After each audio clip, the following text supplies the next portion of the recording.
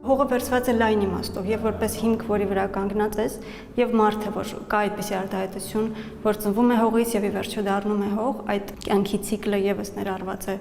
Հողը մարդու մասին պատմում է այն, ինչը բառերը հաճախ չեն հասցնում փոխանցել։ Հիշողության հետքերը, կորստի լռությունն ու վերադարձի սպասումը։ Պատերազմների, տեղահանությունների եւ մշտական տեղաշարժերի ներկա իրականության մեջ հողը դադարում է միայն տարածք լինել։ Ժամանակակից արվեստագետ Լիլիթ Մարտիրոսյանի «Հողի մարմինը» ցուցահանդեսը կառուցված է հողի եւ մարդու նուրբ փոխհարաբերությունների գաղափարի շուրջ։ Առհասարակ ամբողջ աշխարհում պատերազմական գործողություններին ի պատասխան է ստեղծվել,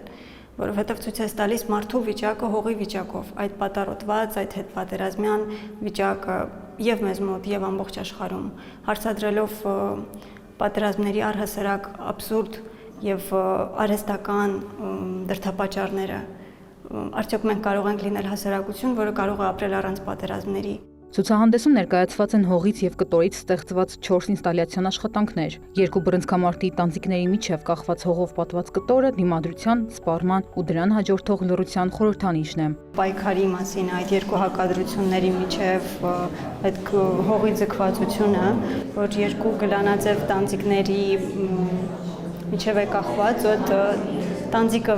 ինչ է, որ իրեն անընդհատ խփում է, ինչ որ պայքար կա, ինչ որ ագրեսիա կա,